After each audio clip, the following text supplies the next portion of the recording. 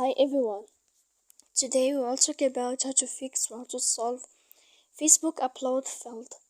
To know how to fix or how to solve Facebook upload failed, you should just go to settings like this. We will click.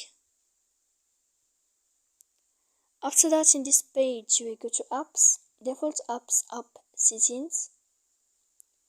When you will see this list, you will go down to find the application of Facebook and you will enter. Then in this page, you will go to click First Stop. When you will end this, you will enter to storage. After that, you will click Clear Cache. Then you will go to click Clear Data. And when you will end all this stuff here, as you see, you can update your application. So please don't forget to support us by like and subscribe. See you next time.